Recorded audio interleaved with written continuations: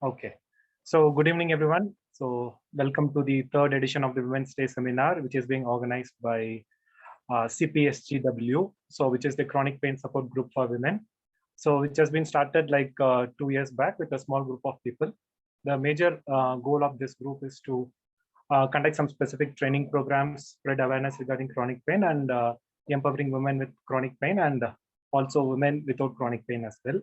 So for today's talk, we have three wonderful speakers, starting with Tanvi, Lata, Brahadambal, and Krupa with us, who are going to share some beautiful topics which are going to make some beautiful changes in our lives, hopefully.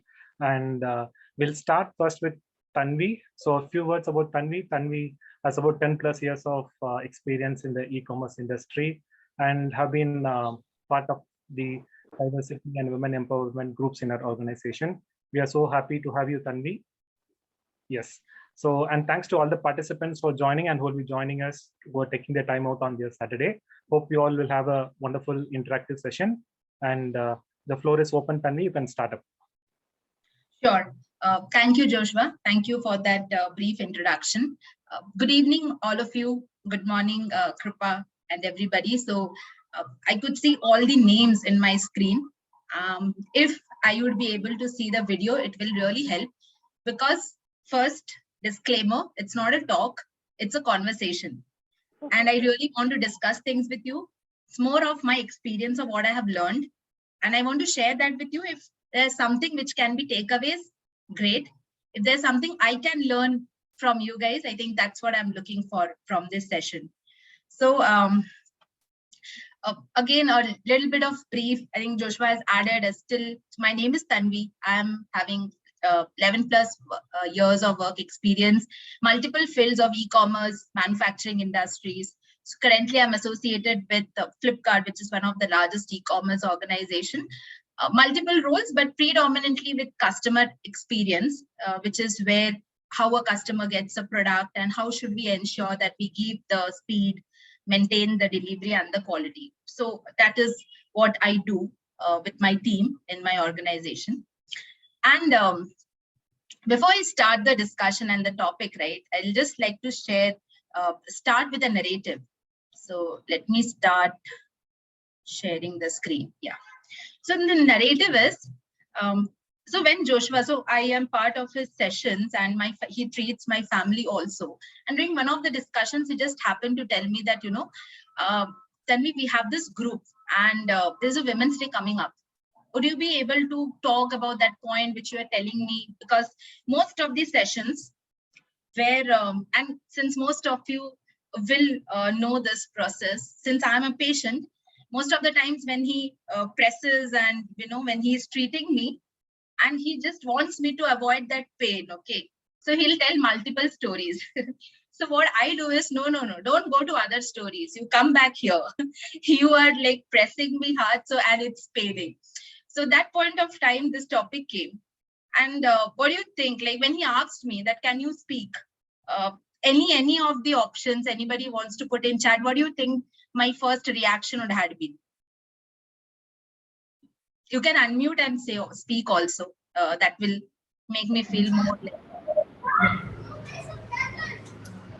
Maybe you say, I don't have something significant to say or something like that. I don't know. Because that was my first reaction when he asked me to talk last year. Great, Lata. Thanks a lot for that idea. I was one step ahead of you. And I was at one point where, really, can I do that talk? Will I be able to do it? I don't think I am, I don't think I have anything important. Why will people listen to me? What if I falter? And the last point of what if I fail? So, and this narrative is connected to the topic which I wanted to discuss with all of you guys today is the roadblocks women face. This criticism is what led me think that, my evolving out from the criticism, from the roadblocks I had, and today where I am, why don't I share this with my tribe here and see what their reactions are? So that was the entire story behind picking up roadblocks women face in personal and career growth. And so once I start the discussion, please put your comments, thought process in the chat, and do stop me and ask me questions, because I'm given a timeline, so I'll be pretty fast. Okay. Before we move to this topic, I'm just trying to, just a second. Yeah. A little bit of statistics on why this discussion. So few of the sources of data, and I'll just run through some of these statistics. So if you look at the World Economic Forum, which does a global gender gap report in 2014, they said that we will need 80 more years for equally representation of women and men in companies and government institutions. There will be another report by Fairy Godboss, which does a research on the pay and the roles of men and women in organizations. They said that with a similar start in the career, where women and men are completely confident with the same pay in the same job, 70% men are more likely to be in executive roles than women.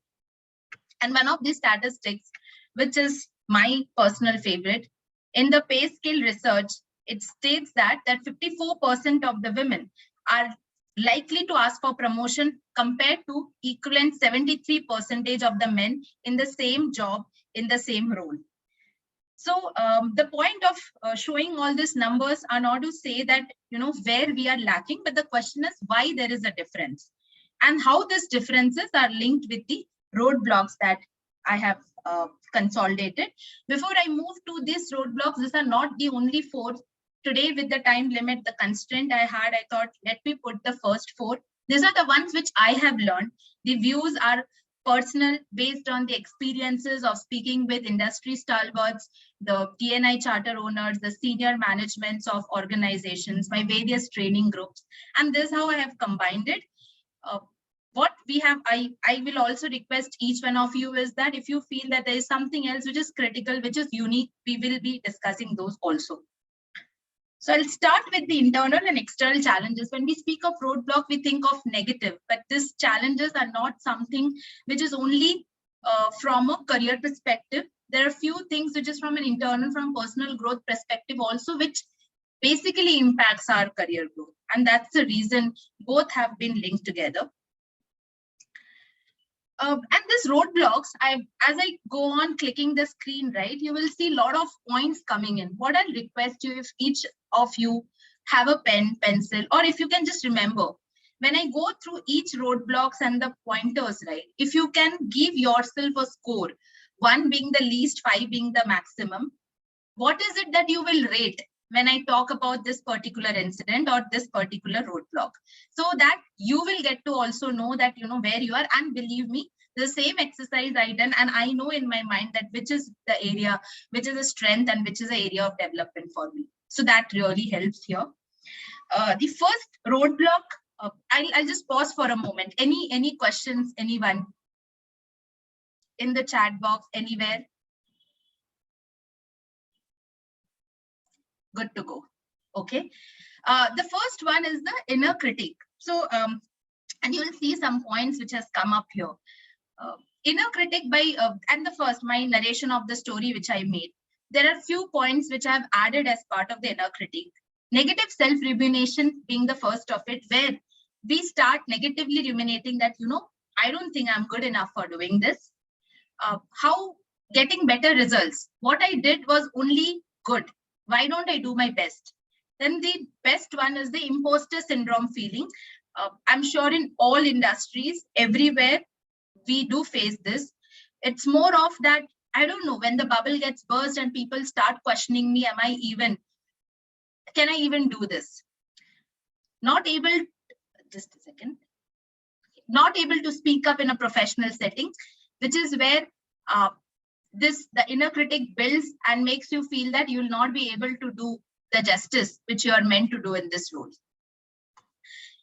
So when you look at this inner critic roadblock and all the 4 pointers, again, requesting once again 1 to 5 score each one of you. The second one being guilt. Guilt is something which, of course, this is not any related to any gender, but predominantly when we talk about female, then the first and the foremost guilt, and I'm sure hands up when you feel the first one, which is discomfort when you are in work regarding the time you are not giving to your family and vice versa. So that amount of discomfort lets you to overcompensate when you try to do multiple things at a time and you sometimes feel that you are not doing it enough. Then comes the blaming, that everything you did and everything is going wrong, and how will you do it perfectly? This brings the entire overcompensation, the entire discomfort, brings a no time for ourselves as part of the guilt roadblock. Trust me, people, all the roadblocks are something which I can spend a day on discussing on how this is there, but I'm just trying to consolidate and giving you a view on what this are. The third roadblock I'd like to discuss is the self-promotion. Moving from an inner critic to guilt, which is more of internal, moving a little bit to the external challenges of self-promotion, which means that how often we take the ownership of the phenomenal work we are doing. Most of the times we are sharing more. Most of the time we are using we instead of I. And if you look at my presentation also, and I'm talking about we because all of us are into this forum together, there is an awkwardness to talk about what I have done. This leads to an invisibility because I am not here at par with my other fellow colleagues. And so one of the recent TEDx by Sheryl Sandberg, if you happen to see, this comes up very often where men who are 60% confident about the job, who apply for the job role, and women with 80% confidence also least likely to apply for the same job role. So, and these percentages are not something made up, but you will see that yourself when you figure out that, how people foresee that I have done something compared to, okay, my team has done this. The fourth one is the making bold request, where we are afraid of saying no. Not only no, but when we ask sometimes, say we took all the, courage and asked, and I approached my boss and I asked for that long-term promotion, and he said, no, that's not happening. There's some more time. There's some more people who are doing much more work. I don't go up and ask for the second time. Leads to a lot of over-preparation that, how should I approach it? Lands up acting for less than what I think I deserve. So this is a complete roadblock of the making bold request also. Pausing for 20 to 30 seconds for you people to just grasp all of it. Put the scoring. If you have already done in your mind, great. We'll move to how to solve it, because at any point, I think, let me pause also and take any inputs if you have here. Anybody, if any of the roadblock which you think, yes, this is definitely happening, or something I have not added or should have been. Joshua, you can also add, because yes. I'm on the thought process. Good. At least that works. Yeah. Nothing to add here, but you had already mentioned that because of the time constraint, you have put only these 4 categories, but there are so many more. I also do it.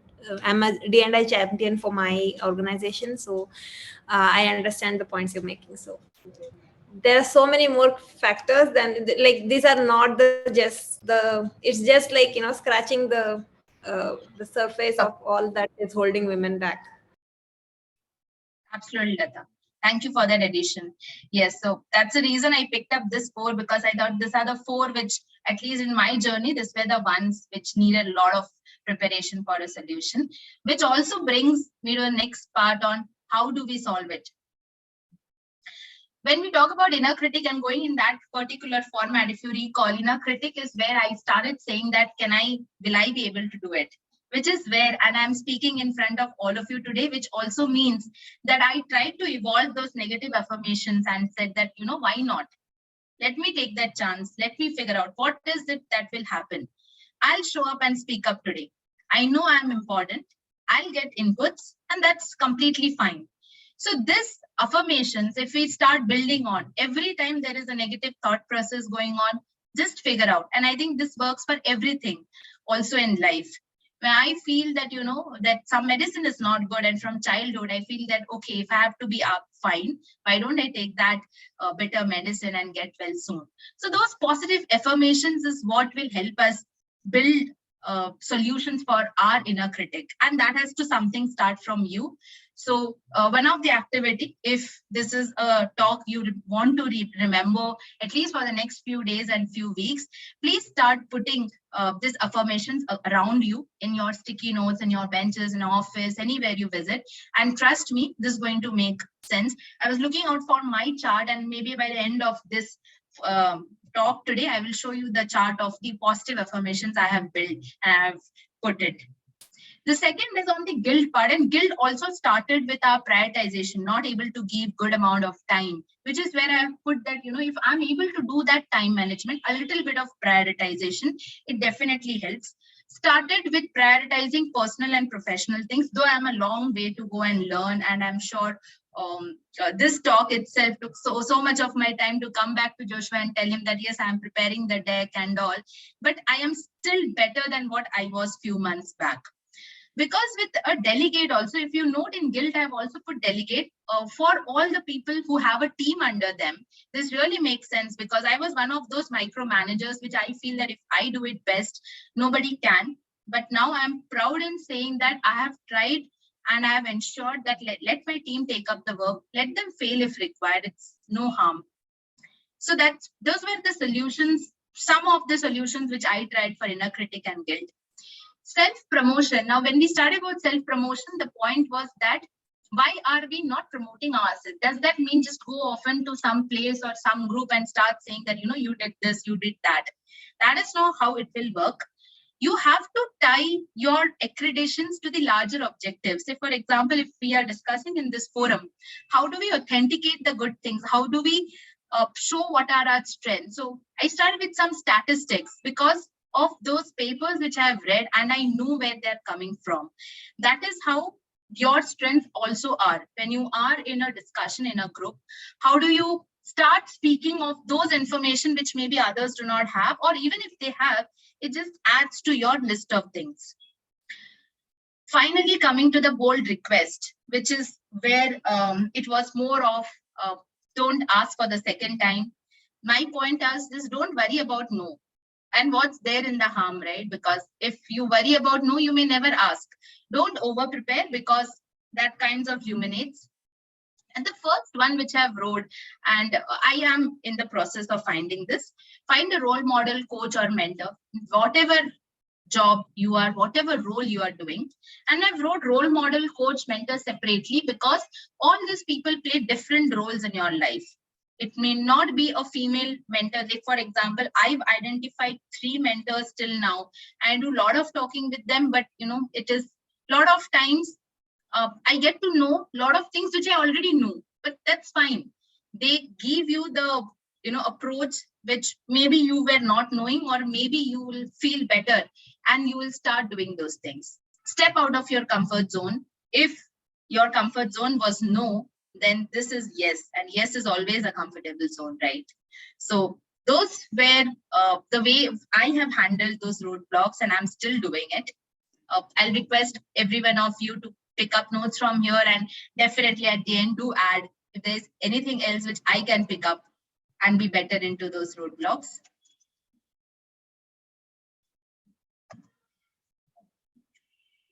Just trying to go to the next one, which is the final slide. That's on thank you. With a quote, which I've started reading recently. This is a book by Oprah Winfrey. What I know for sure, all the roadblocks she has faced, definitely international celebrity, but I kind of like that book. So I hope you guys do also. And yes, ending this with whatever your fear most has no power. It is your fear that has the power.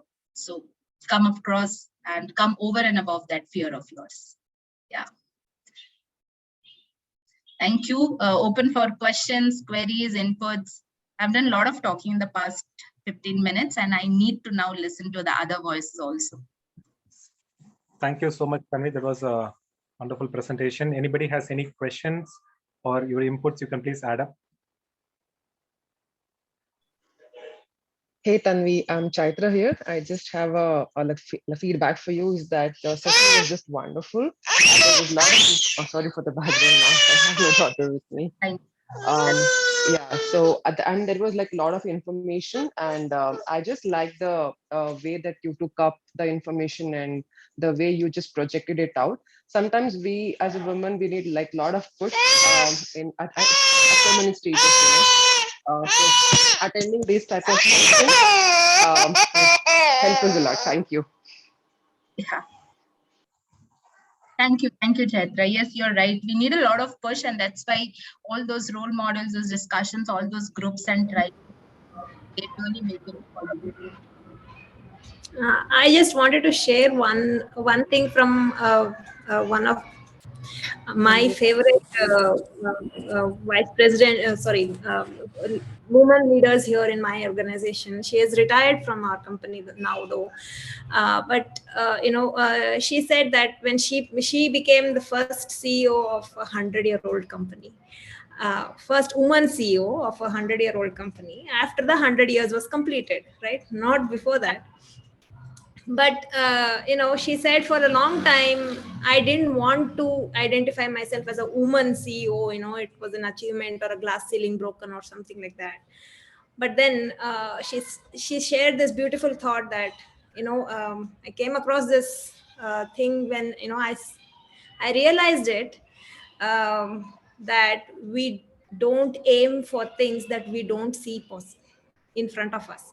If we have never seen a woman leader, we don't think that it is a possibility for us anymore, right? So that was her message, saying, if you don't see it, be it. Be the change that you want to ensure that. No, you were talking about role models and mentors and stuff. So you said that you don't have a mentor who is a woman. I would encourage you to be that mentor for somebody else, so that somebody else sees a woman mentor for themselves. That is just my take, because it was a beautiful message. And till I heard her say that, I realized that I had never even thought of, oh yes, somebody from here in India could be the CEO of this company, right? I didn't imagine it till that point. So that was very profound for me. That's my take on it. Thank you, Lata, for sharing it. I think that be the change you want to see. And the first point you said, right, after 100 years, the first CEO, that's something, and that's a long way, right? I think one of the statistics I was saying, you 80 years, that's where it all started, because because you have to look up to somebody and you feel that. So I missed one of the roadblocks, and I think, if we get time next time and we happen to connect, like maybe informally, we don't need a Women's Day for it. One of the roadblock is masculinization, which is very important, which is where we try to take those traits from the male mentors and lose out on the feminine characteristics, which is what I think. Yeah, it also needs a bigger thought process. But thank you, that's the point clear completely. So thanks, Tanvi, and I think we'll go ahead straight to the second talk. And maybe if some of you have any queries or inputs, please put up in the chat section. So Lata, the stage is open for you. You can. Okay. Thank you, Tanvi. You have a condition which doesn't have a cure. We can only help you manage your pain. Those were the words of my orthopedic doctor 15 years back when I was diagnosed with fibromyalgia. And that started my long journey into a study of literature around pain. Hello all, good evening and good morning in case of Krupa and maybe somebody else who's joining from the other side of the world. I am Brahadambal. Everybody calls me Lata. Please do call me Lata. So I'm a woman, a daughter, a sister, an engineer. I have many such labels. I'm sure all of you do too. But today I'm talking with the label of being a sufferer from chronic pain. Again, like Tanvi Hait, I have a premise for this talk too. And actually it started with Joshua when I read a book called Invisible Women, Data Bias in a World Designed for Men. And it's a book full of statistics and tries to cover so many areas where, things have always been studied primarily in male species or men, as they're actually easier to study. Women are classified as too complex because study is very, day to day for a woman. Our hormones are changing every day. If you don't know, it's happening internally. And one of the areas that was discussed in the book was medical science per se, and of course pain. And I quote from the book this one statement: "We have only just noticed that nearly all pain studies have been done exclusively in male mice." End quote. And that got me thinking. Krupa, I don't think my slides have been shared. There is now research studies that show that men and women have different pain thresholds, and both react and respond to treatments also very differently. In two different studies, pursuers have actually underestimated a female patient's pain compared with male patient's pain. This is actually because women have a higher pain threshold, and which was never considered before, right? And pursuers had prescribed more of psychotherapy for a female, and more pain medication for male patients in those same two studies. So the idea of pain, and the perception of pain varies from person to person. One person might have a broken bone and not even realize it, while another might feel significant pain for the same injury. Then that's because pain is mediated by nerve fibers in our body, and these nerve fibers have the job of sending pain signals to the brain, which happens very quickly. Once they find their way to the brain acts, to make you aware of the pain. And because every person's body is different, their nerve fibers and their brain also can react differently to the same stimuli. And that helps explain why pain perception and pain tolerance can differ so much from person to person and gender to gender as well. So with that background, I'll be talking today about what other researches are being done in the area of pain management and some alternative healing methods that are existing. This is a summary of all that I have read over the years to see if I can do something more than just manage my pain, as my doctor said, right? To actually try and get better. This is definitely not a recommendation for others, but yes, for me, I have tried a lot of these methods that we will be talking today. With that disclaimer, let's dive into the topic. If we could go to the next slide, please. So let's start with what are the most common question, like what are the different types of pain? Right, the answer to this question is both simple and complicated at the same time. The 5 most common types of pain are listed here, but some of the pain can fit into more than one category, and that is where the complication comes in. So acute pain is short term, short in duration, lasting from minutes to about 3 months. And it usually tends to be related to soft tissue injury or a temporary illness or something, and generally tends to subside as the healing happens. Acute pain could evolve into chronic pain if the healing doesn't occur correctly. Chronic pain, on the other hand, is long-term duration, right? And it can be constant or intermittent, and usually is caused due to a health condition like arthritis or fibromyalgia or a spine condition or something like that. Neuropathic pain is more of a damage to the nerves or other parts of the nervous system. It is often described as shooting, stabbing, or burning pain, pins and needles thing. So it's neuropathic pain is common type of chronic pain. Okay, and nociceptive pain is a pain caused by the damage to body tissue. People often describe it as sharp, achy, or throbbing pain, right? And it is often caused by an external injury. It could be both acute and chronic. So it's a person-to-person thing. Radicular pain is very specific type of pain caused when the spinal nerve gets compressed or inflamed. Sciatica is what is, they're given it a better name now, radicular pain. You experience tingling, numbness, muscle weakness, or it could be constant. If it starts in me, it is like it can go on for days. I can't sit, stand, walk, sleep, nothing. No position gives me relief. It is constant pain radiating into my legs. But chronic pain leads to other issues, because the chronic pain would last for years. In my case, it is 15 and ongoing. So pain, when it is constant, it becomes a persistent irritant. So people may tend to respond to persistent irritation by undergoing maladaptive structural reorganizations, or other cognitive issues start happening. People start have difficulty to focus or exercise, forgetfulness sets in, fatigue sets in.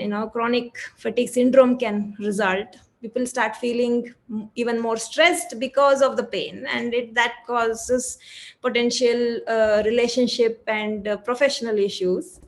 It's like all these add-on elements, like buy one and get 10 free offer is there with pain, right? Chronic pain. So it's like it's famously labeled as a terrible triad. What is a terrible triad? It's like pain gets to a point where it interferes with your life, normal activities. You become this victim of a vicious cycle. Pain may cause you to become depressed and irritable. Depression and irritability leads to insomnia, fatigue, leading to more irritability, depression, pain, stress. It's like terrible triad is suffering, sleeplessness, sadness, more suffering, right? You're just in that circle all the time.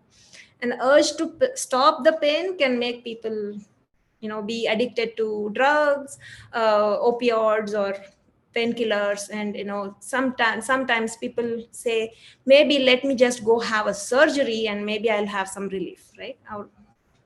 And resort to some extreme treatments also. And because of the stress, right? That stress is also another secondary vicious cycle going on. So the pain leads to more stress, which leads to other things like hypertension, diabetes, early aging, like in my case, and so on, right? And the situation can be often very hard, even for the family around the person who's actually suffering the pain. There is also stigma attached, as in, like, I have heard this myself, saying it's all, you look fine, you're smiling all the time, I don't think you're in pain, you're just probably saying it to gain sympathy or something. Or some doctors may even say that it's all in your imagination, think positive and it'll all go away, right? We all hear of those things. So next slide, please. Now let's try and see what other extensive researches are happening. We'll just talk about two of them which stood out for me, that have been happening in the area of pain management, which is different from existing studies in pain, right? The first one is called the BioPsychosocial Approach to Pain Assessment, right? The very thing of assessment, you're not just seeing it as a physical pain on your body, and it is just that. Maybe it's an injury or something like that, and nothing else is associated with that pain. That it could be one approach to assess that pain, right? Can I request people to go on mute, please? Yeah. That is one way of assessing. That is what the traditional way of pain assessment has been happening. But with the biopsychosocial approach, to understand pain, it has been, today it has been identified as a more successful model today to, give a more broader and a complete picture of the person's pain problem per se, right? It could be biological, psychological, and the social components, and how does this person live, and what are the stressors around this person, and those kind of things. And the concept of pain cannot be broken down into discrete physical or psycho social elements. So they assess you from all the perspectives, and they come up with a lot of recommendations. So that is where all of those psychological cognitive behavioral therapy, or psychological acceptance commitment therapy, or occupational therapy, graded exercise, this set of exercises will fit you and something else fits for somebody else. Lifestyle management or pain education to your people around you could also start helping pain patients better self-manage. It is still assessment and it is still in self-manage mode at this stage, with this research. But it still helps to improve overall daily functionality. So people usually after the recommendation, after the assessment, get based on the assessment, like all of the aspects based on that assessment, they could get maybe stress management. You might even be told to go through some relaxation training, try Tai Chi or mindfulness or meditation or something like that, or maybe even go through postural correction sessions and things like that. The other one that caught my attention, and it actually worked for me for a long time, when I was in between physiotherapists. This was probably for a period of 5 to 6 years.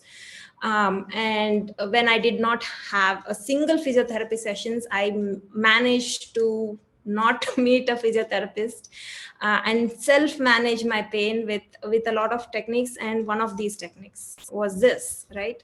So this theory of pain reprocessing therapy is starting from the point of evolution. So they're trying to understand, where did pain first start from? Where did we start to experience it from? So pain functions as a danger signal generated by our brains to alert us of bodily threats. And sometimes we can be in pain even when there is no actual threat, but that trigger is there internally for the brain to think that you're in danger. So this study started with a case report. It was an interesting case. A construction work had jumped down from a scaffolding, landing on a large nail which pierced his boot. He was in agony, okay, and he was rushed to the hospital. But when the doctors removed his boot, they found that the nail had passed between 2 toes and not even causing a scratch. And when the construction workers saw that he was actually not injured, the pain faded and disappeared. Right? So his brain had generated the pain because he believed he was in danger. But once it had become clear that there was no threat, he stopped having that pain. So the pain that it is called brain generated pain is called neuroplastic pain.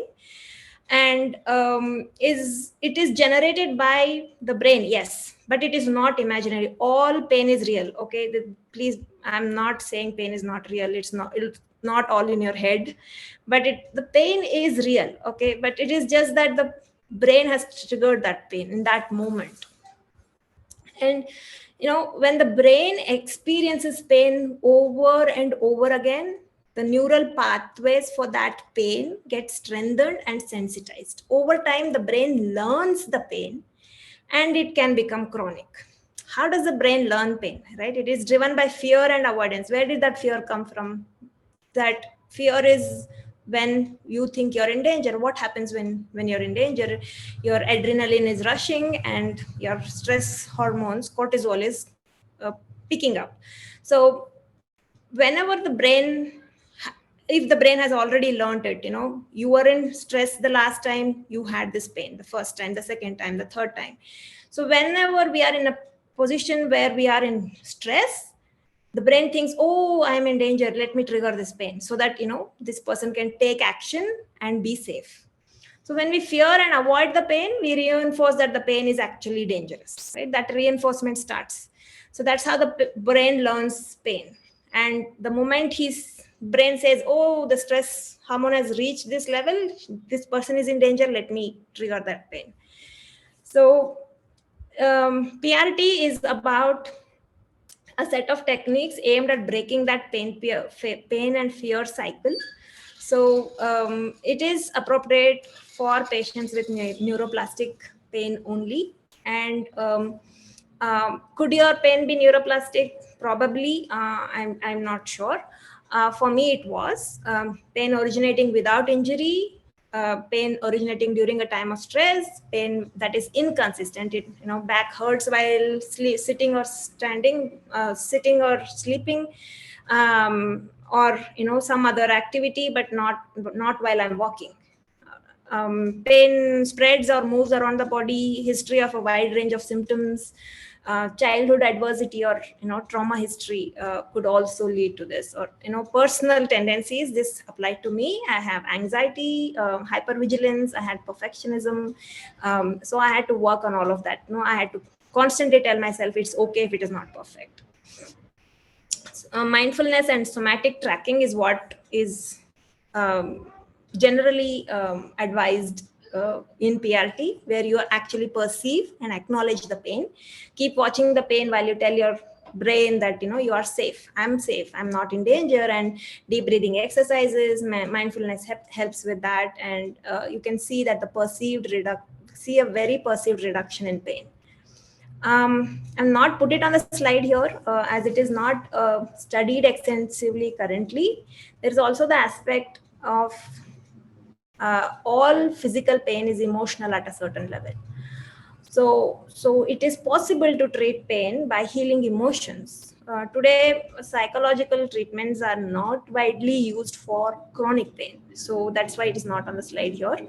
I'm hoping that, recognizing the central role of the brain in many chronic pain conditions, and PRT definitely points to it, will probably help have more research done in this area, and maybe we'll have better ways to help people achieve pain relief.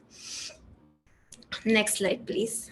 I'm going to talk about some other healing modalities that do exist. Energy healing systems, right? Almost everything on this, I think, is there anything that is not? Yeah, all of these are energy healing systems. Okay, is a holistic practice that activates the body's subtle energy systems to remove blocks, and by removing these energy blocks, the body's inherent ability to heal itself is stimulated. All of these methods work on this principle. I've listed a few of them here. The 7 chakras, the energy transmission centers of the body, were first described in the ancient Hindu texts. Pranic healing again is from a Hindu religious practice like practice methodologies. Reiki again is traditional Japanese traditional method of energy healing, and it dates back to the early 1900s.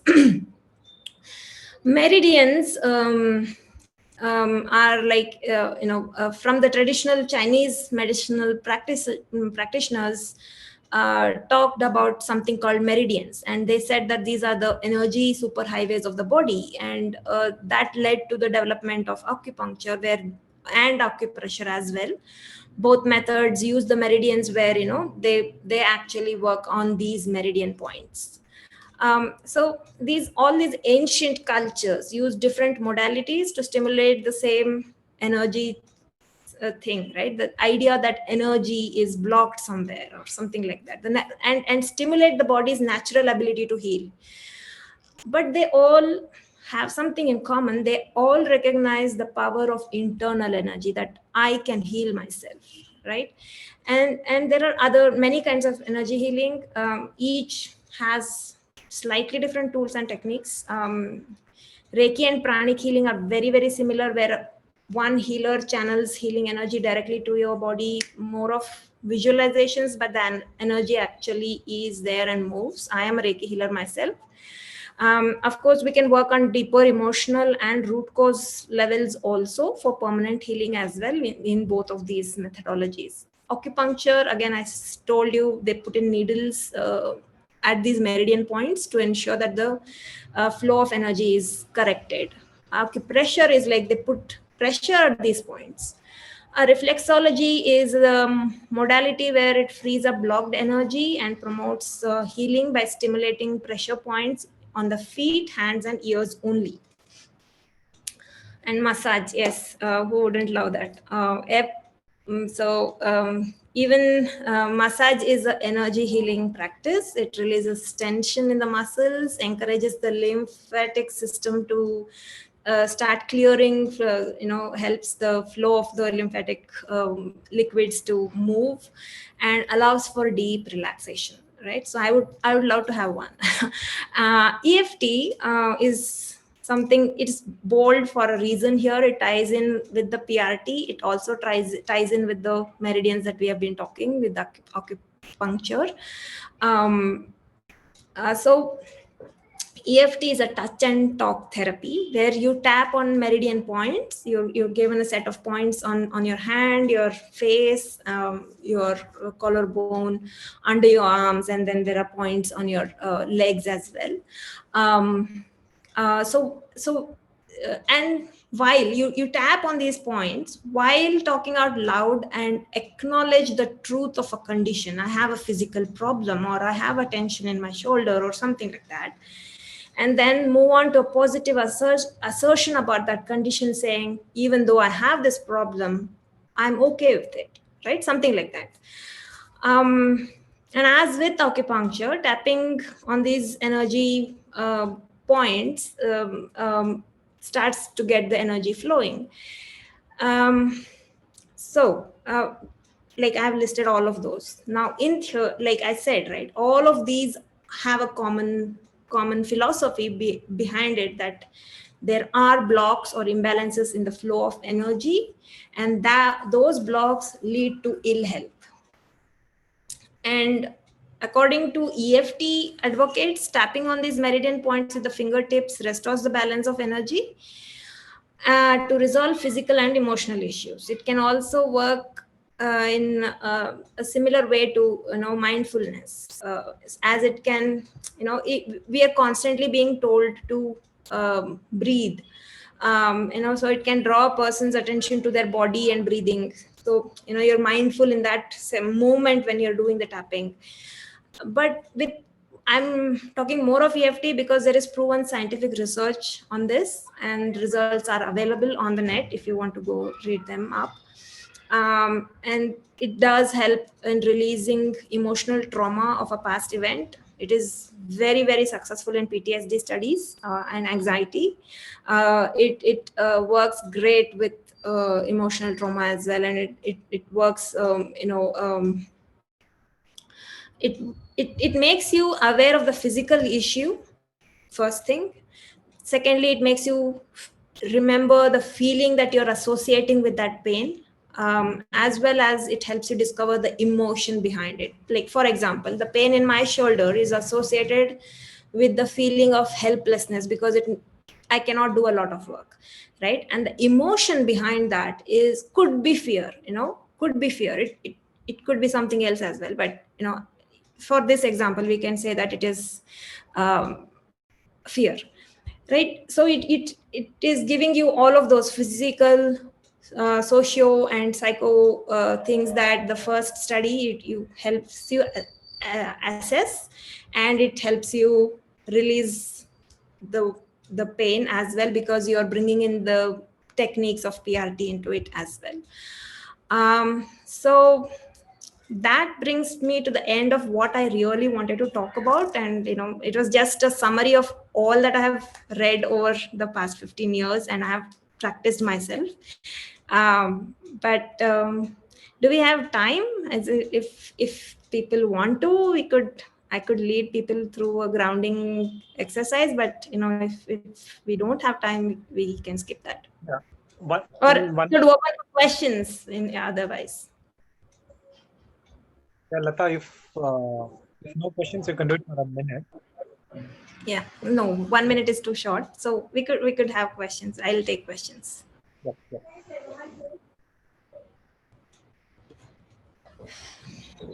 Hi, Lata. I have a question on the healing methods, okay? So you had mentioned about the massage, right? So if a person is undergoing any pain, do they have to take the massage for that particular part of the body, or is it good to go ahead with the full body massage wherein it just relaxes the whole of your body and mind? Depends on the nature of the pain, Chaitra. But I'm not a qualified doctor to make that assessment. I mean, it is just a very generic question though. Just wanted to know, is it good to take the massage for that particular part of the body? Or, I mean, in general also, is it good to have the body massage like twice a year or thrice a year to get out of all this? Because we will be undergoing a lot of pains unknowingly, right? And you said Yes, massage true. is one of the best, and people are also very close to it. It's not something Yes. that we are not aware of. Yeah. So in that sense, I'm asking. Yeah, generally, before COVID, pre-COVID, I used to go for 2 to 3 massages every year, full body massages, which is like, a great way to relax. It gets you feeling good for a long time. It keeps that feeling of being in the present and stress free for a longer time. But yeah, if it is just a shoulder massage, you don't have so shoulder pain and you don't have time for a full body massage, I would say go for a head and shoulder massage. But yeah, if you could spare the 1 hour that you require for a full body massage, I think it would be easier to do that. Sure, thank you. And just wanted to like tell you it was a very beautiful session because even I have undergone a lot of pain because I had a pain with my back. So even I have crossed those levels of pain, like what and all you were saying, right? I mean, it's so difficult to make the other person understand that how we are undergoing so many phases actually. So it was a very wonderful session. Thanks, Lata. Thank you. Thank you, Chaitra. Any other questions? Or we can... I'm Sulochana from Chennai. I got ankle pain. For that, Okay. I did ankle pain, my leg ankle pain. So for that, I tried massage, but orthopedic doctors are against for that massage. Yes. But with the physiotherapist also did the same, but the different way massage they did, and Mr. Joshua only cured me that from my ankle pain. In your case, ma'am, I think it was because of an injury. In those cases, massages shouldn't be done the way we traditionally get a massage done. In case of an actual injury, I would suggest you still go with, recommended methods of treatments like physiotherapy or medication, whatever your doctor would suggest. If you're not, if like we were talking about neuroplastic pain which comes and goes, things like that would massages help there. But if you have an actual injury, you sprained your ankle or something, I think we should stick to physiotherapy and things like that. No, I did, maybe it was a 16 years back I had a fall. Maybe because of that it got injured or something. And I am overweight also and aged also. All this caused my pain very badly. Okay. I understand. Now I am much better. I am going walk for 20 minutes. I'm able to walk and everything. I'm doing the same. What all the exercise he taught me, I'm doing everything now. I am much better. Okay. Thank you for your lecture. Was nice. Thank you, ma'am. Thanks so much, and thanks so much, Lata, for the talk. Okay, so if other questions are there, please put up in the chat section. We'll take it up at the end. Okay, Lata. So that was a nice talk. So we'll go ahead with the last final talk for the day. It's by Miss Krupa. She's going to talk on self. Sorry, I messed it up. You can start up your session, Krupa. Yes, thank you. Self-acceptance.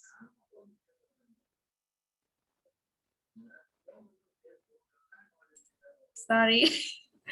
Where is the slideshow? Present.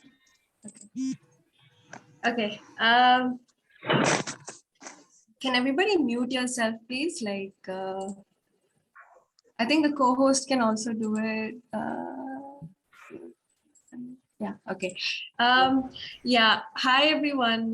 Good evening. And I chose this. Okay, let me introduce myself. I'm actually Krupa, and I'm an MBA student currently in the US, in the Arizona State University in the WP Carey School of Business. And I'm very happy and thankful that Joshua gave me this opportunity to really gave me the freedom to talk about whatever I wanted to for the past 3 years. So thank you. And thank you to the listeners as well for staying so long and being very engaged with all the speakers.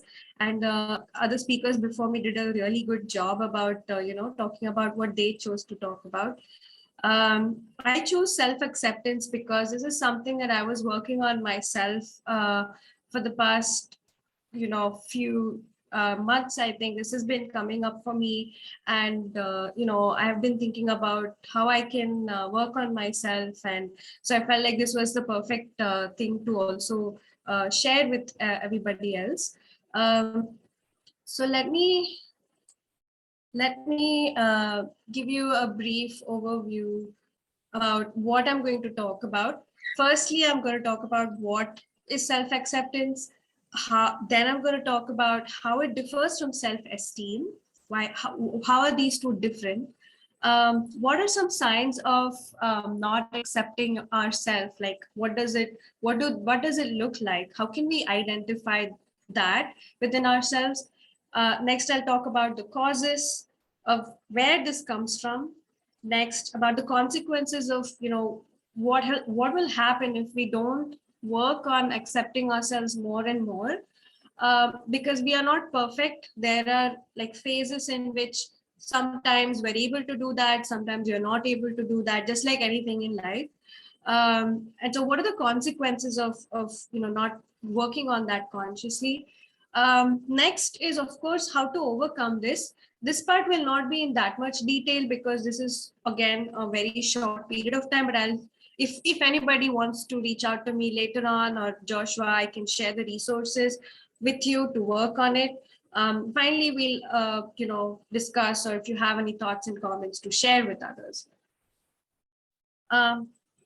So let's start off with, this little fact that I found that, according to research, self-acceptance is one of the ways to a happier life, but it's the happy habit many people practice the least. Like, not a lot of us have the time to think of all this, right? We don't even consider this important enough to even like observe and reflect in our own life. That itself is a very not a very popular practice, but even if we are doing that consciously, very few people work on self-acceptance. We see a lot of people working on self-esteem, but not acceptance a lot.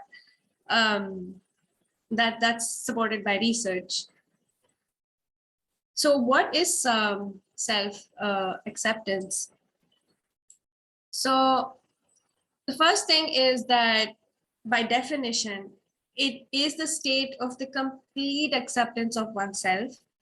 And true self-acceptance means accepting who you are, no conditions, no qualifications, no, like saying only this part of myself or that part of myself. It's accepting all things about yourself, positive, negative, whatever you discover about yourself, good, bad, ugly, so to say.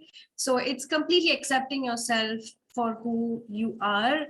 And it also takes some degree of self-honesty to actually accept that, okay, this is who I am, right? There's a lot of time when, say, somebody tells you like, hey, you know what, you do that, right? We keep justifying that, like, okay, or maybe to ourselves, oh, you know what, I screamed at that person because they made me do it, or maybe I was upset, or something like that. That's just a small example, but there are many aspects to self-acceptance also, right? Sometimes we discover that maybe we don't like the color blue, right? Simple things like that, but we sometimes find it hard to accept things about ourselves which are much deeper inside us.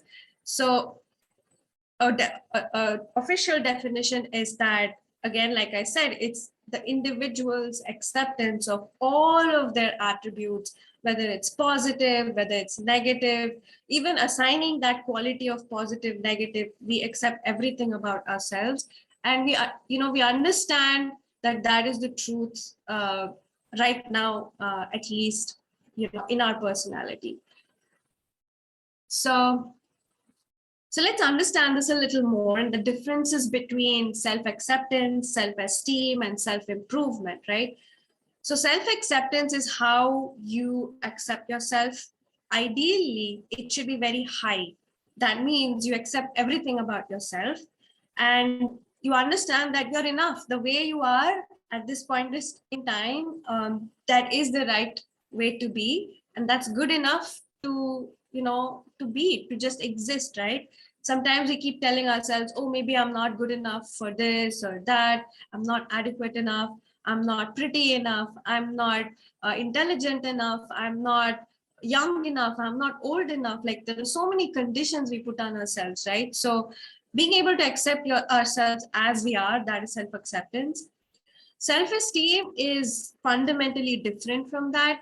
It is how we see ourselves. This is our perception about ourselves. And there is a possibility that this could be high or low, and that it need not be necessarily the truth. So maybe somebody thinks that they're very intelligent, right? But comparatively to somebody, they may be better or not so good, right? So there's a high and low. So self-esteem is a little different from self-acceptance in that it should not be too high or too low, because it is said that it's based not on rational thinking. It's not based on your mind, but mostly on your perception or what the society is telling you about yourself. That perception, right? It's based on that. And it's that internal belief we keep working on, that we are worthy and we are capable of doing anything, that self-confidence, right? So that is what self-esteem is. But self-acceptance is based more on fact, like very, very accurate perception and understanding of, okay, this is who I am, this is how much I can do at this point in time. So that is self-acceptance. But that's where we start off from, because in order to improve ourselves, in order to move to a better place or better quality, right, we need to accept how we are at this point. Once we do that, we're able to identify, okay, maybe I don't have such a good handwriting at this point, but I can improve at it. But if you don't accept it, you say, no, my handwriting, this is how I am, right? This is how I feel like, right? Or this is how, like there's this Kannada song, right? Nodi sar na virodu hige, right? So this is who I am, and you take it or leave it, right? So you will not change from the place that, we will not be able to change from the place that we are if we are not able to accept that this is how I am, and to move to the next change that we want to move into. So the process of self-improvement is continuous, and it never changes. So we can never become idealistic or perfect, in a day or two, or forever, because we're constantly improving. We always have points of improvement within us, and we should be the best that we can today. That is the goal. So let's evaluate what are some signs of not being able to accept ourselves as we are. So some of the signs are that we would have difficulty acknowledging and talking about our failures, our weaknesses, and our negative traits. And this happens to all of us. There is this point where we, sometimes we feel like, really, am I like that? Really, do I have those qualities? This is what I hear people telling me. Or, why did I behave like that in that situation? We can't relate to that, but we would have maybe behaved in a way that we might not have wanted to. So we lack self-love and a deep desire to be someone other than we are. Okay, I want to be like, so and so. I want to be as good as them. but we're failing to see ourselves and our capabilities.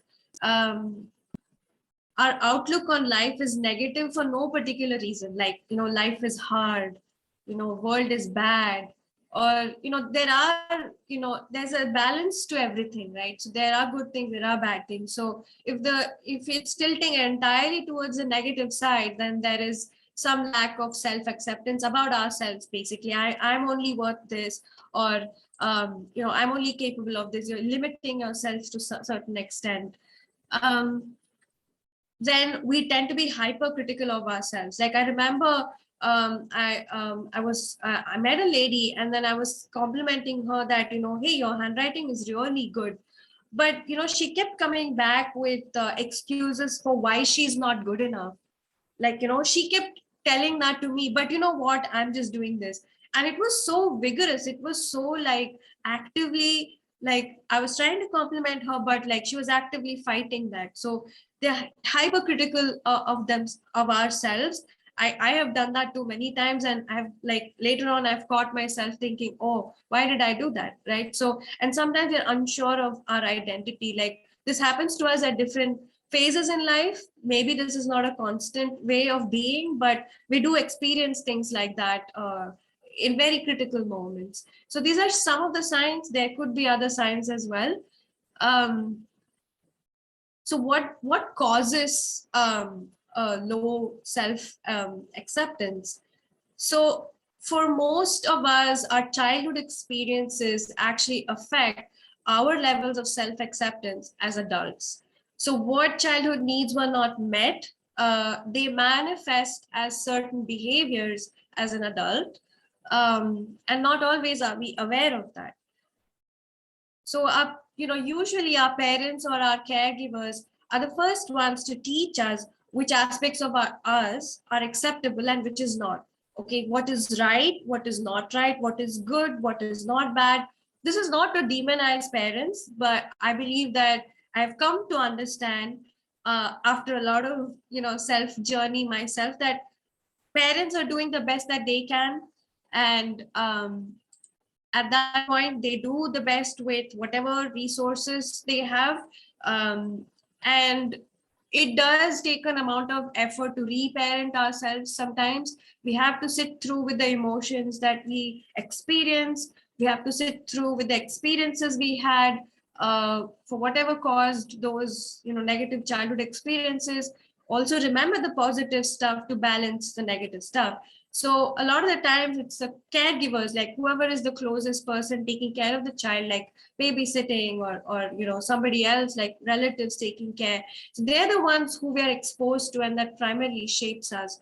And so what happens is, children, we learn to accept only the parts of ourselves that these parents or caregivers deem acceptable.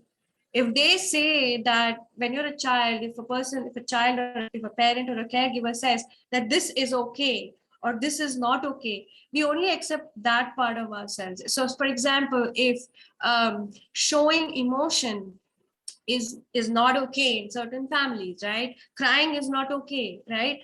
Then the program is built that crying is bad. So every time that difficult emotion comes up as adults, the program inbuilt in us is to avoid that, right? So that's how the inner programs are built. So as adults, we have to reprogram ourselves for many of these programs that have come, and we might have picked it up as well from watching movies, watching other people, adults, and so that's the process.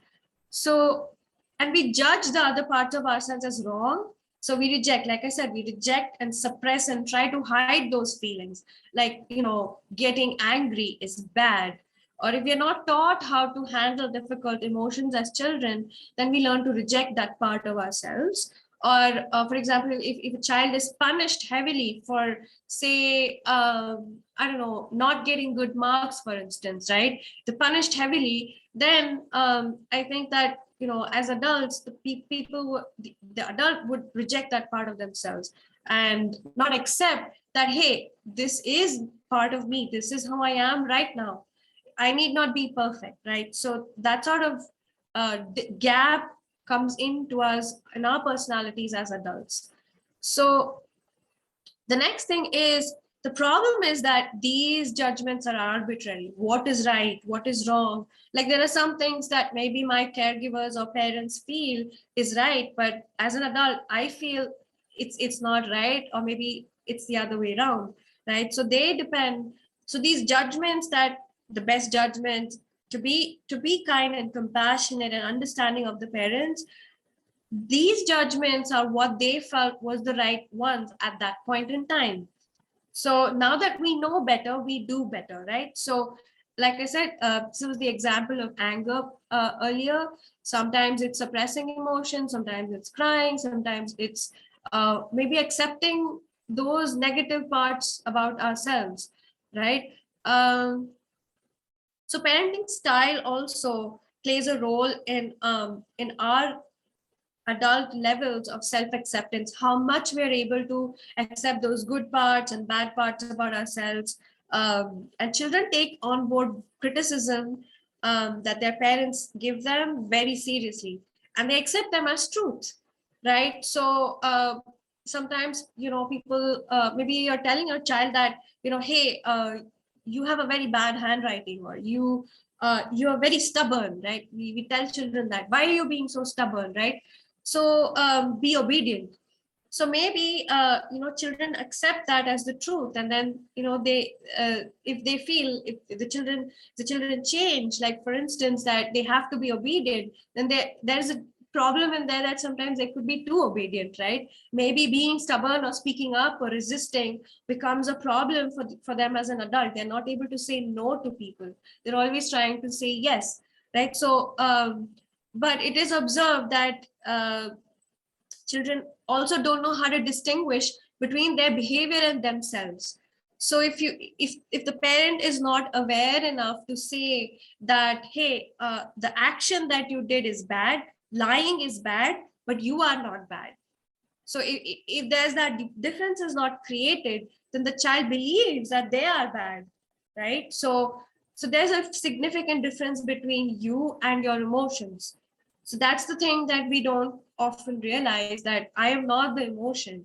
So if I feel, if, for example, if I make a mistake, I am not that mistake, right? So that distinction is often not built in a child's mind, because a child is the mental capabilities are not that advanced as adults. So that means they're also unacceptable. So that's the kind of perception that is built into the mind of a child. So these are very deep things, and it can bring up a lot of difficult emotions for you if you have experienced this. But hold on, that this doesn't end there, right? There is a solution to this. So what is the solution? And let's move to the consequences, and then I'll move to the solutions. The consequences is that why did I even choose this topic? So I have experienced fibromyalgia myself. I suffered from it, but I was lucky enough that I was able to get out of it completely in a year. And I used, like Lata was talking about, for me, it was pranic healing that worked, and naturopathy, and having, I was surprised that, in a year, it completely went away. So I worked really hard on finding all these different things. Sometimes it was hard because, the family is also at their, patience, the stretch of the thin of patience, and then they really don't understand what's happening with you. But I was able to get out of it somehow, and I feel like I'm very blessed and lucky. But the reason I'm talking about self-acceptance is that our psychological well-being can suffer, and these other kind of interventions, right, like mindfulness, physiotherapy, pranic healing, Reiki, all of the other techniques that Lata was talking about, all of these will be less effective if we don't have that acceptance of the situation at hand, right? Like that this is the pain I'm experiencing at this point, or this is how my life has been impacted. For me, that was the biggest part, right? When I was suffering, I think I found it very hard to accept that as somebody who was young, I had to quit my job. I couldn't imagine that my life would not be the same again. It was very hard for me to accept that part, that I had a break in my career, and all those things were very hard to accept. So I think acceptance is really the hardest part of any difficult change in life. So this can severely affect our psychological well-being. And like I explained this earlier, and the article which I took this from actually is talking about rheumatoid arthritis, that if you don't accept that this has happened to your body, it can make you more anxious, and it'll actually increase that automatic negative thoughts. This is part of cognitive behavioral therapy. So they work on the automatic negative thoughts and emotional regulation and controlling that. So it actually, most diseases start from the emotions, are psychosomatic disorders. The meaning is that it is related to the body and emotions. They're very closely tied together.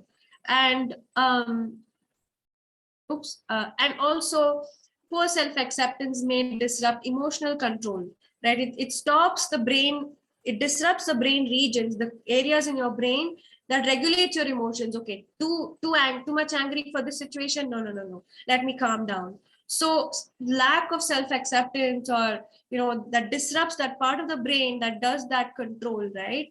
So, and it increases the stress signals in your brain. It's like Lata was saying, it increases that danger sort of a signal in the brain, and so we are not able to control our emotions.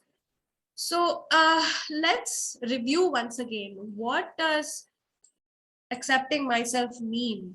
That is accepting my whole self, positive, negative, and I can at the same time work on myself, because often we think that if we accept that there's a problem with me, then how do we move ahead? So if we go into that loop, right? The way to do that is to have that self-love and self-compassion, that, hey, I'm going through this. It's fine. It's okay. I will experience these emotions. I will not negate these emotions that I'm feeling at this point, and they can coexist. This is to reiterate that point. And so what is the way forward, right? The way forward is that we need to develop this sort of unconditional self-acceptance of who we are, every part of ourselves, whether I am fat, whether I'm thin, whether I'm young, whether I'm old. So one of the ways I started doing this was to practice something called mirror work. Have you ever tried looking at yourself in the mirror, like in your eyes, into your eyes, and actually talking to yourself and telling yourself that you love yourself? Try it, because it's very, very hard. The first few times I tried, I really cried. It's very difficult, and but really changed a lot of things for me. So I follow this 21-day practice by Louise Hay. It's called mirror work. And I started doing it. I was able to only go until 5 days. I mean, to restart it again. But still, those 5 days actually changed a lot of things for me. It's very intense, but it will really help you. So unconditional self-acceptance is understanding that, like I said earlier, you are separate from your actions and your qualities, good and bad. You are different from that, right? If you make a mistake, you are not your mistake. If you behave badly, you are not that behavior. You are different from that. So that's the basis for unconditional self-acceptance. And you accept that you made mistakes and you have flaws, but you don't let them define you, right? You may have made mistakes in the past, or in your mind you thought something which was not very good, but that's okay.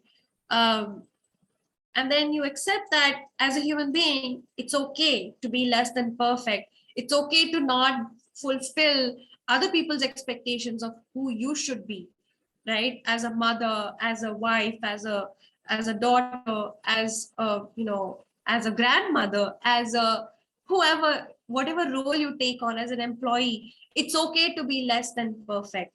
It's completely okay, because at this point you're being human, and you're accepting that this is who I am at this point. This is all I'm capable of at this point, and that's okay.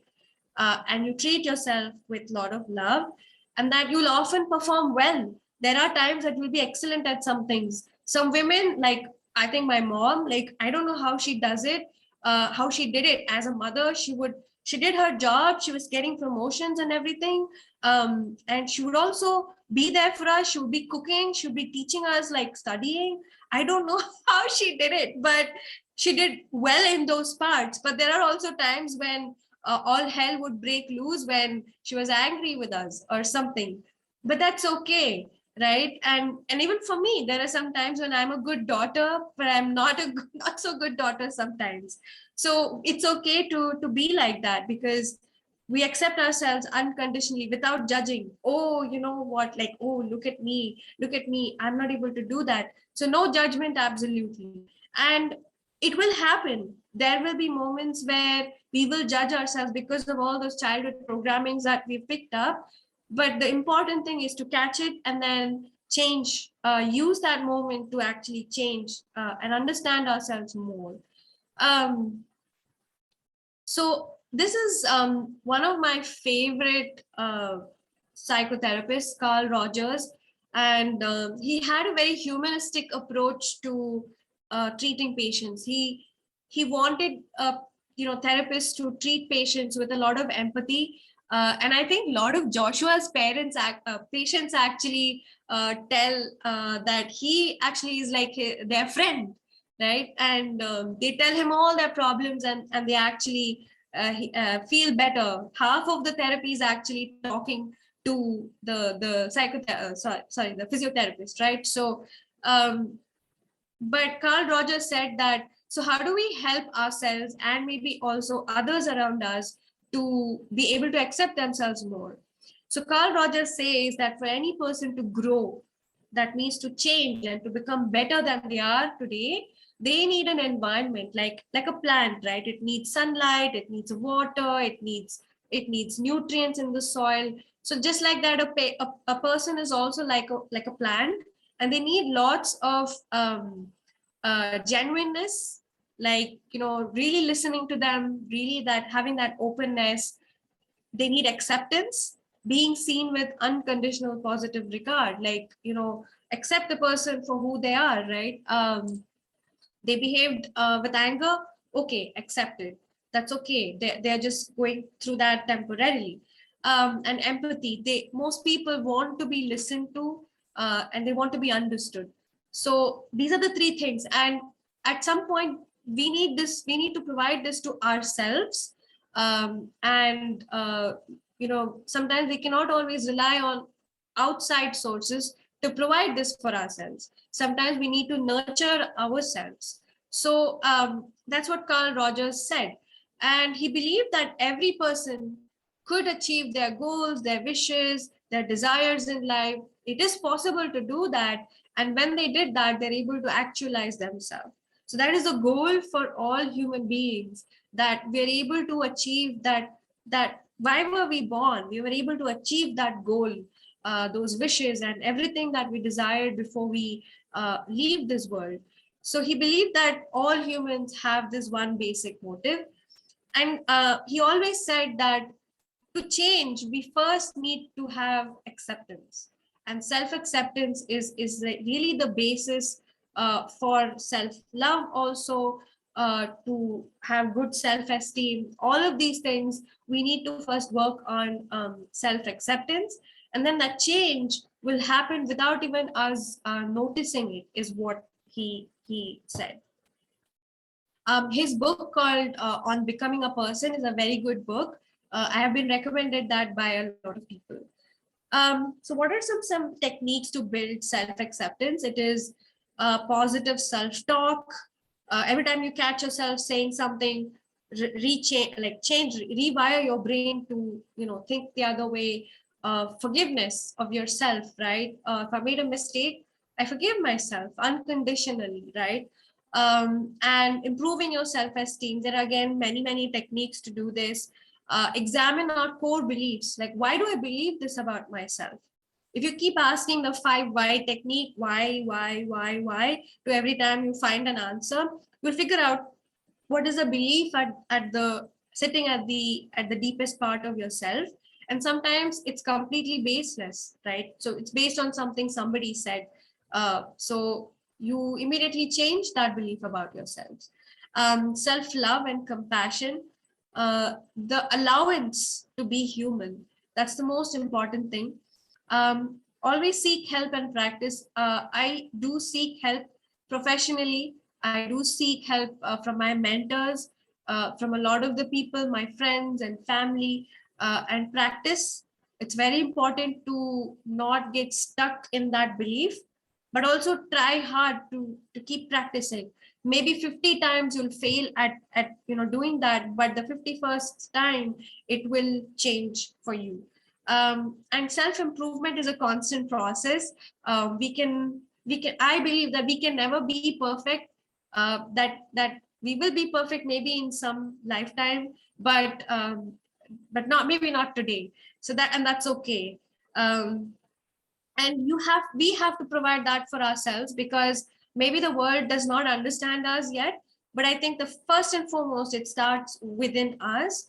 And so some quick tips are like, very quickly, instead of trying to fix yourself, honor where you are, and don't wait for like I said, don't wait for a hypothetical perfect version of yourself. This has worked for me a lot. Imagine yourself as a young child. So I imagine a young Krupa.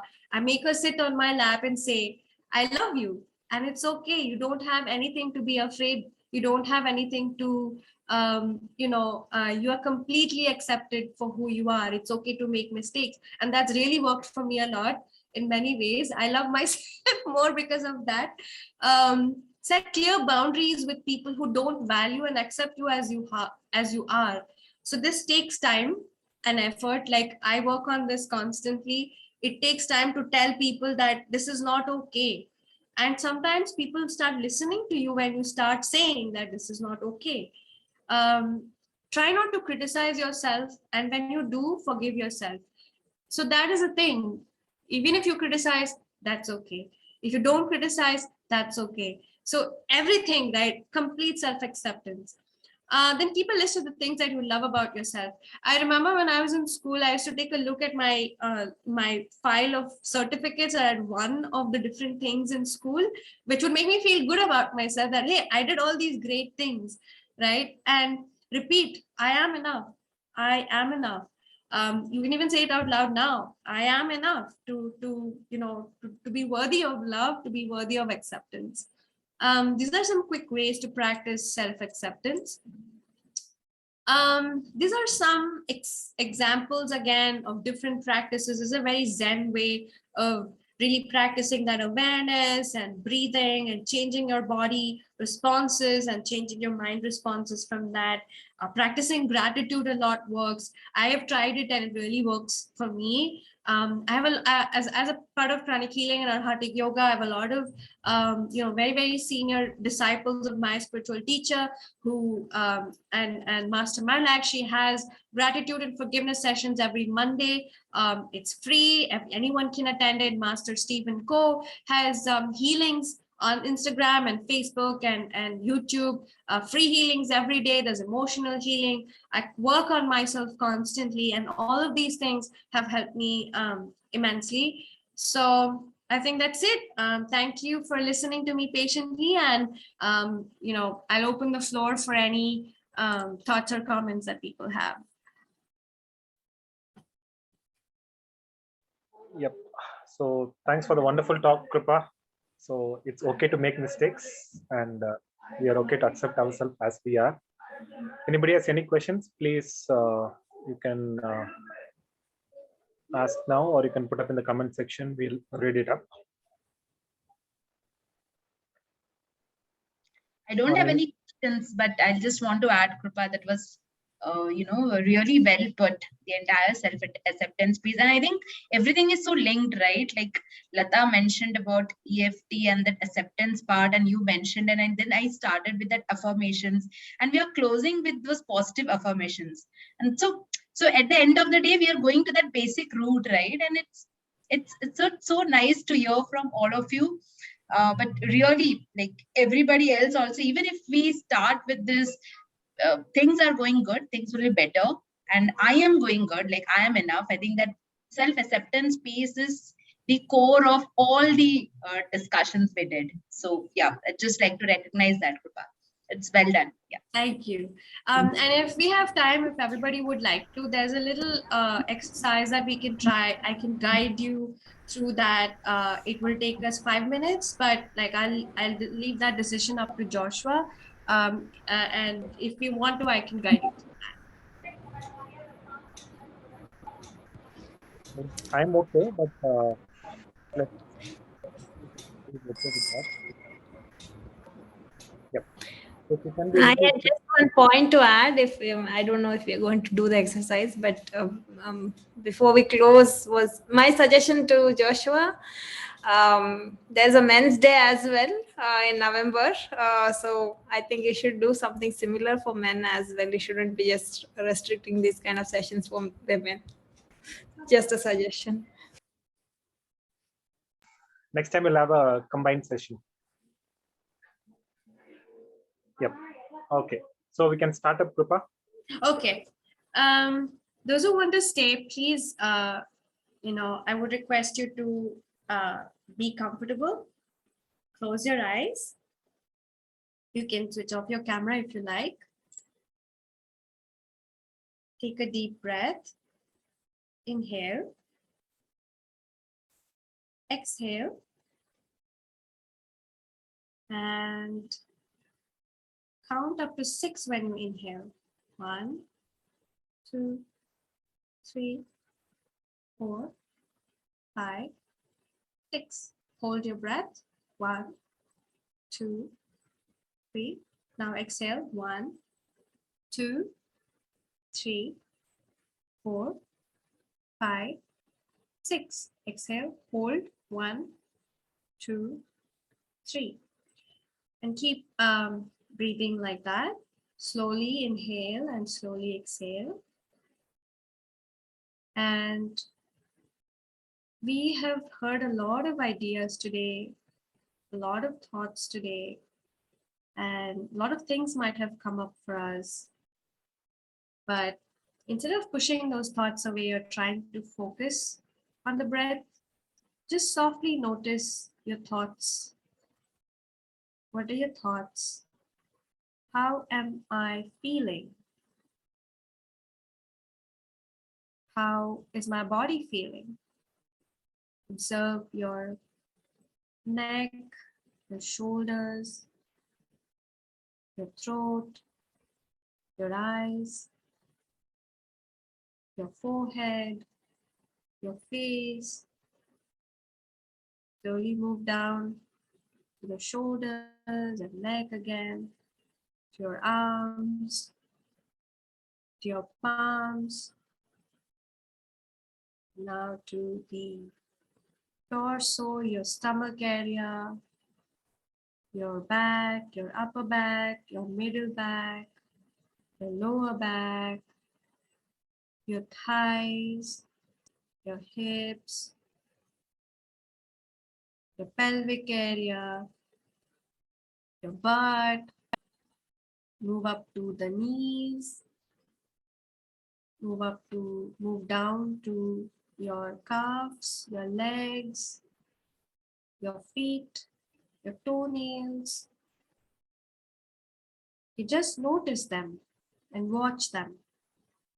Whatever thoughts you have, whatever feelings you have, don't try to change them into positive or negative. Just observe them or just don't push them away. And as you breathe and breathe in and breathe out, you may notice negative thoughts, happy thoughts, fears, self-judgments. You may have a feeling to want to stop the negative thoughts and feelings, but welcome it. This is me. Whatever it is, this is me. Invite them in for a cup of tea. If you like, you can even hug yourself. Hug yourself and accept all these thoughts, feelings, emotions. They are a part of our life and they are okay. If you feel bad about how you've been doing this exercise, if you're not able to avoid those thoughts, even that is okay. Hug the bad feelings, good feelings. Hug the self-love you feel and comfort it. And let it hang around for a while. They are not bad. These bad feelings, they're not bad, but they're just opportunities for us to learn things about ourselves. When we run from these bad feelings, we create more pain. Instead, see the good in them and find the opportunity. Be okay with them.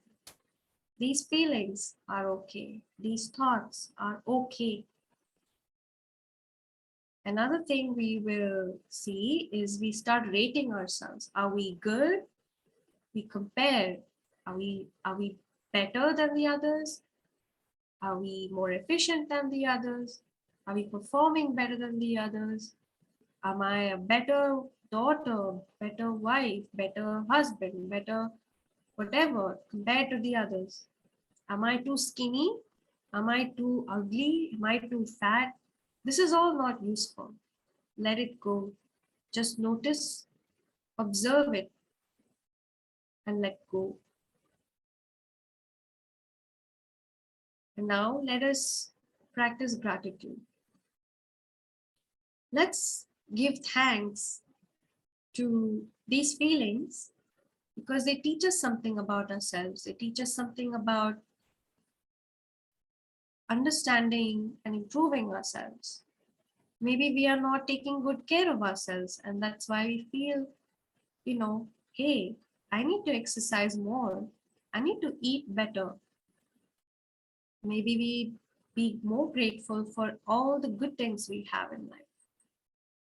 Let's be grateful for all these feelings, good and bad and whatever feelings. Thank you.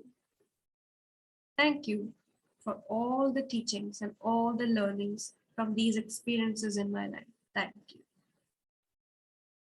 And let's also forgive ourselves. We are only human. So let us let go of the need to be perfect. I forgive myself. I forgive myself. I am enough. I forgive myself. I forgive everyone for being critical of me. I forgive myself for judging me, for not being good at something, for not being good enough, for not feeling like I'm not doing well at something. I forgive myself for everything. I love myself. Affirm to yourself. If you want, say it out loud. I love myself. I am enough. I am full of love. I love all parts of myself. And I let go of the need to judge myself. I let go. All these emotions are not me. And imagine that you're like a leaf. And all these emotions are like a leaf and they're floating away from you. I let go. Take a deep breath inside and then breathe out slowly. Let all of these things go. Gently open your eyes with a big smile.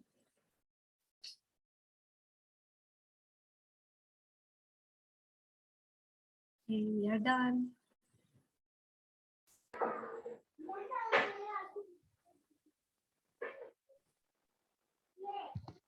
I think that was a wonderful session. Yes. Hi, Swati here, by the way. Krupa, Lata, and Tanvi, thank you so much for taking us through all these such important topics today, because I think it was very much needed in today's world, wherein, even if there is a lot of potential and knowledge that all us women possess, there's something that keeps making us hesitant or not go ahead and get to the limits that we can. And it's the self-esteem and affirmations and all of these topics that was covered today is definitely the key to bring the best out in ourselves. So thank you all the speakers for this lovely session. And sorry I couldn't turn on my camera due to some issue. That's okay. And thanks, Joshua. Yeah, thank you to Joshua. Hello. Yes, ma'am. Hello. Yes, we can hear you. I'm Tangamani. You remember me? Yes, you sang for us. Yes. How are you, Ma? I'm fine. Thank you. How are you? I'm fine. I'm fine. Three of you gave me wonderful ideas. It was very helpful. Thank you for sharing. Thank you, Joshua, for sharing. It was very nice. Okay. Thank you. Thank you. Bye. Bye. Bye. Shall I stop recording, Joshua? It's good, no? Yes, please. It's good. Yeah. Okay. So thank you, Krupa, for that nice exercise at the end as well. And thanks to all the speakers for this wonderful session today. And thank you all the participants for joining, even though it has gone out of the time, but on your weekend, so you had spent, I think, useful time with us. And hopefully we meet you again in another session very soon. Okay. Thanks, Krupa. Yeah. Thank you, everyone.